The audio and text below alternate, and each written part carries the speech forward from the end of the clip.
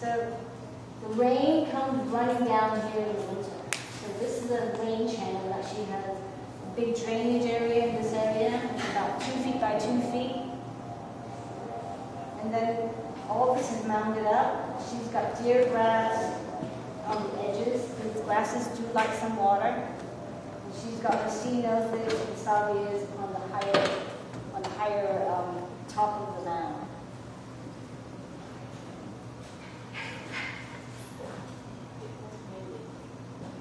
And then, so when is the best time to plant?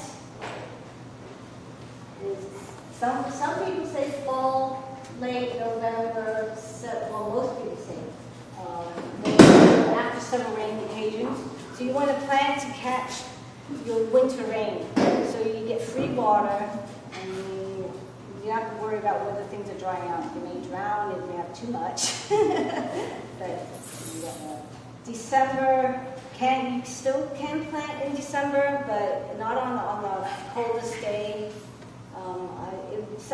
It's funny, we have a warm December and a very cold January. We have these off weather, so we have to, watch the weather forecast and see what we have for the coming weeks. And then spring is almost the last part of the season that you can plant with success. And summer, I put a question mark. So I read on the website Las Salidas, they say you can plant in summer. But the risk, I find the risk is you watering a lot over the summer. So, but their thought is wildlife problems is for them to plant in summer. So depending, we're in the so for the mid-peninsula area, for this area, before the rain comes in, or during the rain you can plant. December, February and March, April, you can still plant as long as it rains.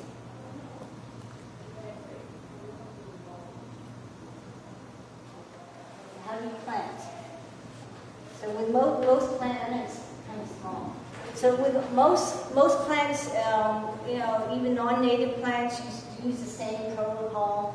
You dig a hole 1.5 times the depth of the pot of the plant, smooth ball, deep and wide.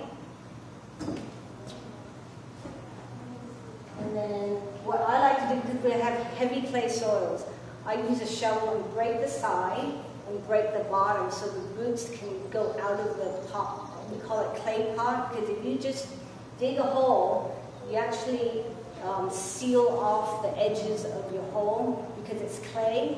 And when you throw clay and you smooth it out, you have a clay pot.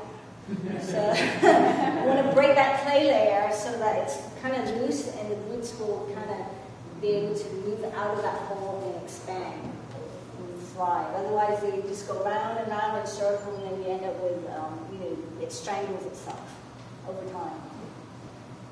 And then you want to, so some people, they just pull it out of the can. They rough up the root balls for most non-native plants. You don't want to do that for native plants. Most of them are very sensitive to their roots. So what I have done, I've had 99% success rate. I had only one plant dying on me when I planted. I just pull them out of the can, and then I just have my hole prepared, and I just put it in the hole and then cover it up and water it in very well. And then, so it's important not to ruffle the roots.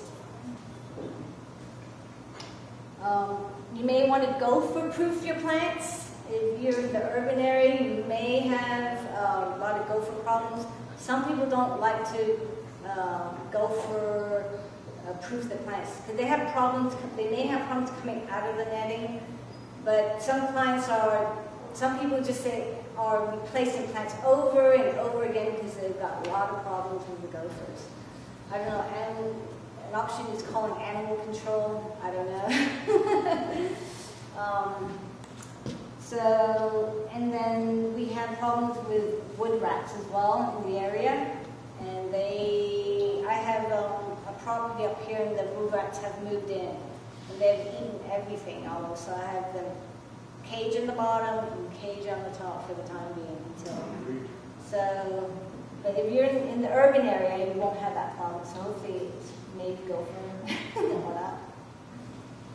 And then heavy, and then very heavy clay soil. Some people don't like to do any, some gardeners like to just put back native soils, but you have heavy clay soil and it doesn't drain. Then I suggest adding a bit of lava lime. Pass that around. So this helps with some drainage problems, so that the plants are not sitting in standing water. Unless it's a riparian plant, and it's a waterlogged plant, then you're okay. But for most of the plants that like their feet dry, but moist, then something you might want to consider. And you can get this at Linkso or any of the garden stores. And then after you have put the plant in the hole, and you can backfill it with native soil with a little bit of drainage rock if you need to. And then most important, when you plant, you don't want to plant too low. You want to plant 1.5 inches higher than your grade, so that when it sinks in, it's at the correct grade. Because a lot of people, I find that they plant it too high and it suffocates, called a suffocating plant. So they slowly decline over time, and nobody can figure out what is the problem. So when I step on a job, the first thing I look is if any plants are not happy looking, I look at their crown. If their crown looks like a pencil that's stuck in the ground, then they've been planted too deep. And this happens with a lot of nurseries that come in with plants, and they just transplant in the next size can, and the grade, the crown isn't, taken care of. So that's a really big problem most of the landscape I'm finding. And then you want to tamp down your plant, and then water it well. You want to water it so that air bubbles are out of the hole, so the roots can start growing. So how do you irrigate? You want to irrigate like Mother Nature. So how does Mother Nature water her plants? When it's overcast, it sprinkles. Right. So I always like. So there's different schoolings. You have drip and you have sprinklers. So the irrigation industry has come up with something that emulates Mother Nature's rain. And this is what we're using. So different types of nozzles. You will have rotors, and sprays, and drips. So we have, to water like rainfall, you have rotors. And I can show you some of these. I'm going to pass that around. This is a rotor nozzle. So this is the empty nozzle. So it's match precipitation, and it would water. I'll show you a picture. And you can water like seep streams, bogs, so that would be a drip system. Emitter lines. These are what I use for emitters. So some like this, a lot of people like to use these, but you can, it clogs up and they pop out, and also you get water where the water runs. So with this is a ring. So every 6 inches it has an emitter, inline emitter. It's called inline because it's inside the line, and it's self-cleaning. This product is self-cleaning. It doesn't clog. The roots don't go in. You don't have the problems like the old before this was invented. So what's the name of that? Inline emitter.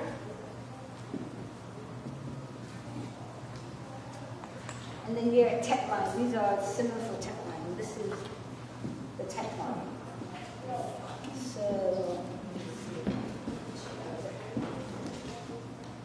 and then the most traditional way is hand water with a hose.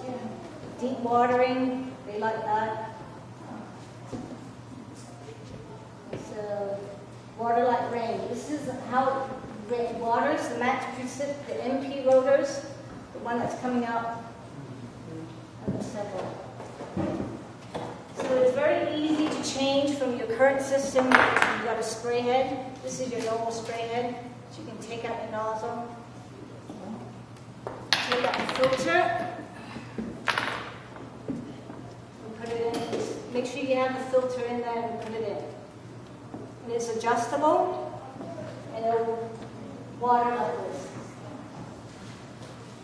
And it's, when you buy that, you need a special key to adjust the arc. It can be adjusted down or to its maximum, depending on what your needs are. So I can pass that around. Not so good on conservation. I'm sorry? Not so good on conservation. Very good on it. It's only 0.39 inch per hour. So this is the newest technology. So hand watering is okay, but that wastewater? Hand watering, so you can control it with your hand, and it's more of a gusher, hand watering, but this will slowly trickle down. It allows your water to soak in slowly in our clay soils. And the run time for this depends, usually it's about 10 minutes to 20 minutes, depending on how much the plant needs. What times of day do you recommend? Watering time is usually midnight until 6:30. The reason is, there's some reasons, is disease, and also natives don't like to be watered during the daytime, during the heat. Heat and moisture is a big, they hate it. They like to have the cold winter rains. That's when they start coming out. So, you see people watering in the hottest time of the day. It just cooks them. So,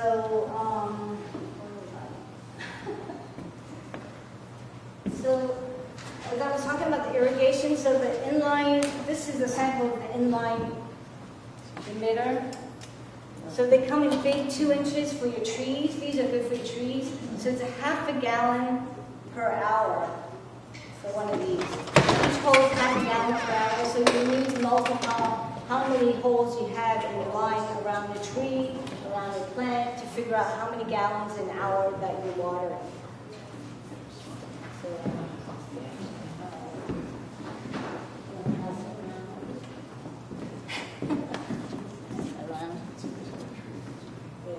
these are good for trees. And then they come in 100 feet or 200 feet. You make your own, roll it round. You don't have to buy a specific pre-made. No. It comes in a big roll and you make your own. And this is great for vegetables too. Vegetable gardening is great. It's called inline emitter. And the company that makes it is called Netafim. Netafim, Netafim. And usually you can get those at the professional stores. Osh, I don't think they carry it. Home Depot don't carry it.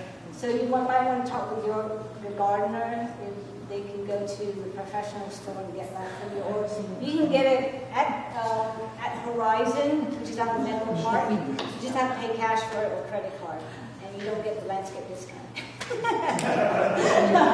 You can adapt it to your existing drip system. Yeah. So you can, from spray, if you have a sprinkler system. I was going to mention that I think that there's a professional irrigation place for those of you who live in San Jose, sort of close to the Fry's store down off of Brokaw Road. Is that Ewing? Yes. Yeah, Ewing or Horizon are the two professional stores in this area, and they can help you. They don't. Ewing may not, because they serve the professional people, and when you go in there, they expect you to know what you want. They were very helpful. They were very helpful to me, and it's also possible that if you're going to be replacing lawn, that you'll be able to get a nice rebate from the water district for doing that and planting native plants. I got $750, and they gave me I do some drip, and they gave me a very nice